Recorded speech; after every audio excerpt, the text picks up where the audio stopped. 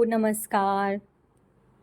आज आपण जो ब्लाऊज बनवणार आहोत, ॲक्चुअली ब्लाऊज रेडी आहे. त्याचा फायनल लूक मी तुम्हाला दाखवते. पण कट करण्याआधी मला ह्याचं शूट करायचं होतं, की बघा हा ब्लाऊज रेडीमेड असा मिळाला होता मला, ज्याच्यामध्ये ऑलरेडी वर्क आहे. इथे बघा बाहीसाठी आणि ह्या बाजूला बाहीसाठी आणि मागे अजून अर्धा पीस आहे. तर मग जेव्हा असा ब्लाऊज पीस असतो, त्यावेळेस तुम्ही पुढचा गळा छोटा ठेवला आणि पदरामुळे पूर्ण डिझाईन झाकून गेलं तर एवढाच भाग तुमच्या ब्लाऊजचा दिसतो. पण ब्लाऊजचा मागचा भाग जो आहे तो जर तुम्ही बनवला पूर्ण डीप गळा बनवून, तर तुम्ही मेन जे डिझाईन आहे, हायलाईट आहे, ते सगळं संपवून टाकता किंवा कापून टाकता. तर त्यासाठी मला ह्याचं तुम्हाला डिझाईन बनवून दाखवायचं आहे. तर मार्जिन कुठे कुठे घेतली आहे त्याचा स्क्रीनशॉट काढून घ्या. त्यानंतर मेन फॅब्रिकवर बघा डिझाईनमध्ये मी बरोबर कपडा उघडा ठेवून कट केला आहे. त्यानंतर हे मेन फॅब्रिकवर मी बाकीचे पार्ट ठेवून कट केलेत. आता ही बाही बघा, मी बघा फक्त इकडचं साईडचं कट केलंय, म्हणजे पाठीचा भाग कट केलाय आणि पाठीच्या भागाच्या एकदम शेजारीच ही बाही होती. आता बघा, जर ही बाही मी एवढीच घेतली तर मला तयार बाही ही फक्त 5.5 इंचाची मिळेल आणि मला तेवढी नकोय, मला लांब बाही हवी आहे. पण बाकीचा जो फॅब्रिक आहे हा अर्धा तुकडा होता आणि ह्याच्या मागे अजून अर्धा तुकडा होता, तर त्याच्यामध्ये मी बाही कट केली आहे, साधी बाही आपली नॉर्मल जशी असते तशी. पण ही डिझाईन तर मला घ्यायची आहे त्याच्यामध्ये, पण ही डिझाईन जर वरच्यावर घेतली तर ती चांगल्याला दिसणार. म्हणून मी काय करते, बरोबर बघा माझा दंडगेर आहे 10 इंच. तर बघा 10 इंच म्हणजे इथून इथपर्यंत जर मी घेतलं असं, तरी इथपर्यंत तरी माझा जो आहे तो डिझाईनचा पार्ट मला ऍड करता येईल. म्हणजे एवढा पट्टा असा काढून जरी मी त्यावर ऍड केला तरी मला ऍड करता येईल, किंवा मी अखंड इथून इथपर्यंत त्या बाहीला अटॅच करू शकते. पण ते चांगलं नाही दिसणार, अर्धी बाही वेगळी आणि अर्धी बाही वेगळी. त्यामुळे मी काय करते, ह्याचा एक असा पट्टा कट करते आणि तो मी ऍज अ लेस कसं आपण पॅच वर्क देतो तसं मी ह्याला त्याच्यावर पॅच वर्क करणार आहे. बघा मी ह्याला इकडे अर्धा इंच ठेवते, कारण आपल्याला हे पण तर जोडावं लागेल. आणि इथे मी 4.5 इंचावर मार्किंग करते.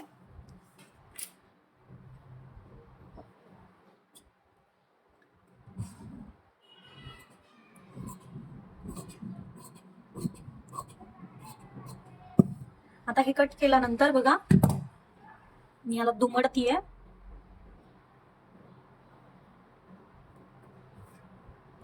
दुमडल्यानंतर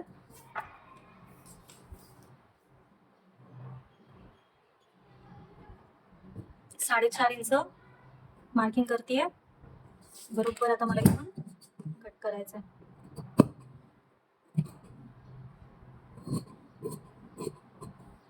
बघा आता हा भाग आहे, मी ऍज अ लेस सारखं दंडघेराजवळ लावणार, म्हणजे खूप छान दिसेल. विदाऊट डिझाईन ते चांगलं नसतं वाटलं हात. सेम मी ह्या बाजूला पण तसंच पॅच कट करून घेते दोन्ही हातांना सेम दिसण्यासाठी. बघा मी हे डिझाईन एकमेकांवर ठेवलंय, कमी जास्त नको व्हायला म्हणून याला मी कट करते. बघा तुम्हाला असंच थोडंफार भेजा लावावा लागतो, नाहीतर आपला भेजा फ्राय होतो.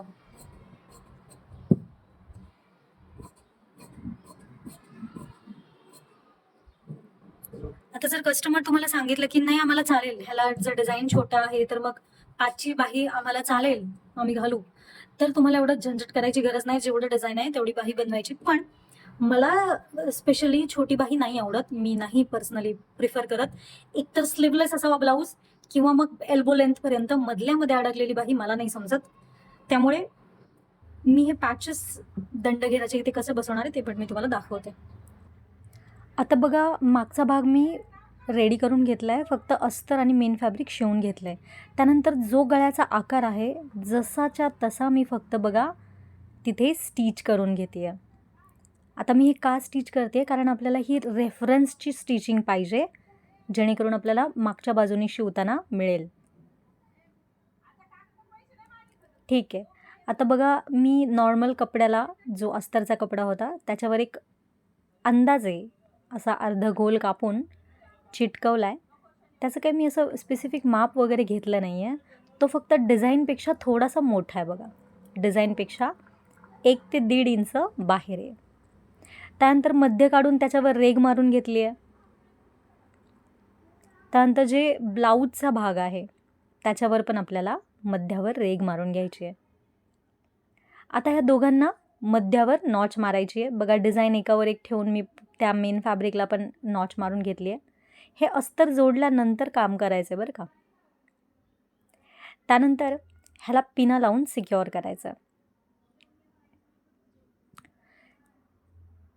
सगळ्या बाजूनी व्यवस्थित पिना लावल्याशिवाय आपल्याला हा भाग शिवता येत नाही, नाहीतर मध्ये मध्ये चुण्या येतात किंवा मग वाकडं तिकडं शिवलं जातं. आता बघा बरोबर ही जी रेफरन्सची शिलाई आहे त्या शिलाईमधून आपल्याला शिवायचं आहे. त्याआधी मी इथे दोरी ॲड करते आहे खाली बांधायला. ठीक आहे, ही मी रेडीमेड दोरी आणली होती पण ती काही मला एवढी परफेक्ट मॅच नाही मिळाली, पण ठीकच आहे, आता काय करणार आपण. आता मी बरोबर अर्धा इंचावर इथे मार्किंग करते. का अर्धा इंचावर? कारण अर्धा इंचावर आपल्याला पट्टी लावायची आहे. मग ती पट्टी आपण स्किप नाही करू शकत. एकदम खाली लावलं तर ते पट्टीमध्ये जाईल, त्यामुळे अर्धा इंच सोडून द्यायचं. त्यानंतर शिवून घ्यायचे आपल्याला हळूहळू. बरोबर जसा शेप आहे ना त्या बरोबर त्या स्टिचवरच आपली शिलाई आली पाहिजे, म्हणजे आपला गळा एकदम बरोबर बसतो. त्यानंतर पहिले चेक करायचं पिना काढून की आपली शिलाई बरोबर आली आहे का. पहिली टिप तुम्हाला 5चीच मारायची आहे, जेणेकरून तुम्हाला कळेल तुमचं आकार जो आहे तो परफेक्ट आहे का. आणि एकदा का तुमचा परफेक्ट आकार आहे हे तुम्हाला कळलं की नंतर जी शिलाई मारताय तुम्ही ती पक्कीवाली मारायची. ठीक आहे. त्यानंतर एक्स्ट्राचा भाग आपण नेहमी जसं कट करतो तसं कट करून आकाराला जसा आकार आहे तसा नॉचेस मारून घ्यायच्या. तुमचा जर व्ही आकार असेल किंवा चौकोन आकार असेल तर त्याला जास्त नॉच मारावे लागणार नाहीत. जर गोल आकार असेल तर मारावे लागतात किंवा असा कुठला आकार असेल तर नॉचेस मारावे लागतात. त्यानंतर मी ह्याला इस्त्री केली आहे नंतर, वरचा गळा बनवल्याच्या नंतर. ठीक आहे, इस्त्री मारून बसवलं आहे नंतर. त्यानंतर मला इथे खाली पट्ट्या लावायच्यात. दोन्ही बाजूला थोडा थोडाच भाग उरला आहे, तिथे मी दोन्ही बाजूला पट्टी लावून त्याला फोल्ड करून 5ची टीप मारली आहे. बघा मी खूप प्रिसाइजली मोजून अगदी अर्धा इंच आहे का हे बघून शिलाई मारली, कारण ते खाली जे वर्क होतं ना त्याच्यामुळे माझ्या 2-3 सुया तुटल्या आणि फॅब्रिकसारखं सटकत होतं आणि सुया पण एवढ्या तुटल्या ना डोकं खराब झालं माझं. त्यामुळे मी ह्याच्यावर खूप विचार करून शिलाया मारत होते. त्यानंतर बघा ह्या बाजूला तर मी 3 वेळा टीप मारली, तेव्हा कुठे मला असं वाटलं की हां चला प्रॉपर अर्धा इंचावरून माझी बरोबर टीप आली आहे.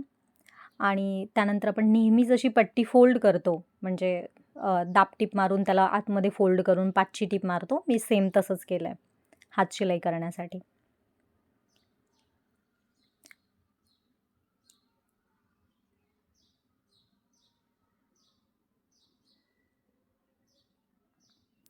त्यानंतर जो वरचा गळा आहे बोटनेक, त्याच्यासाठी मी एक असाच ओबडधोबड गोल कापून घेतला आहे.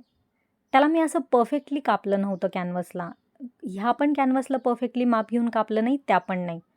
मी तुम्हाला ह्या सगळ्या टेक्निक्स अशासाठी दाखवते की प्रत्येक वेळेस आपल्याला एकदम परफेक्टली माप घेऊन कट करून वेळ असेलच असं नाही. कधी कधी एवढे ब्लाऊज असतात ना सीझनला तर खूप जास्त, त्यामुळे प्रत्येक गोष्ट मोजून मापून बघा ड्राफ्टिंगमध्ये तुम्ही कसंच इकडे तिकडे नाही करू शकत, पण जिथे करता येतं शिलाईमध्ये तिथे तर तुम्ही तुमचा वेळ वाचवू शकता ना. त्यामुळे बघा मी असाच अंदाजे गोल घेतला मोठा असा ओबडधोबड. त्यानंतर त्याला मी मध्य काढून असं बसवलं आहे आणि बसवल्यानंतर उलट्या बाजूनी मी बरोबर अर्धा इंचावर मार्किंग केली. बघा बिगिनरसाठी मी सांगते आहे की अर्धा इंच तुम्हाला असं मार्किंग करून शिलाई मारायची, नाहीतर मी झोपेत जरी शिलाई मारली तरी माझी बरोबर अर्धा इंचावर येते. चला आता इथे शिवून घेतल्यानंतर 2 टिपा मारायला विसरायचं नाही आहे, कारण आपण ह्याला दाबटीप वगैरे काही मारत नाही. बघा दाबटीप मारली की शो जातो, गावठीसारखं वाटतं, ते बरं नाही दिसत. त्यामुळे तुम्ही प्रिफर करा तुम्ही दाबटीप नका मारू आणि जितकं तुम्हाला फिनिशिंग छान ठेवता येईल तितकं छान ठेवा. बघा इस्त्री वगैरे मारा जेव्हा तुम्ही गळे असे कॅनव्हस लावून पलटी करता त्यावेळेस. इस्त्री मारल्यानंतर काय होतं, ते प्रॉपर कपडा बसतो आणि चांगलं दिसतं. बघा आता हे जे मी तुकडे कट केले होते हाताच्या डिझाईनसाठी, तर त्यांना मी असं फोल्ड करून स्टिच करून घेते, लेससारखं बनवते मी ह्यांना. आणि मी हात ऑलरेडी रेडी करून घेतला अस्तर वगैरे हे करून, स्टिच करून. मध्य काढून बरोबर मी तिथं ठेवलं आहे आणि त्याला पिन लावून मी लेस कशी आपण बसवतो वरच्यावर, तसं आल्हाद वरच्यावर शिवून टाकला आहे. बघा 5ची बाही मला आवडत नव्हती म्हणून मी हा कुटाणा केला आहे. पण जर तुम्हाला वाटत असेल की नाही कस्टमरला चालते छोटी बाही, तर एवढा घोळ नका घालू. पण एखाद्या कस्टमरला नाहीच आवडत, तर तुम्ही एक्स्ट्रा चार्ज करू शकता. बघा जेवढं गरजेचं होतं ते सगळं मी व्हिडिओमध्ये कव्हर केलं आहे. बाकीचा ब्लाऊज तुम्ही आहे तसं नॉर्मल आपण जो ब्लाऊज शिवतो तसं शिवा. व्हिडिओ बघितल्याबद्दल थँक्यू सो मच. भेटूया पुढच्या व्हिडिओमध्ये. तोपर्यंत बाय बाय.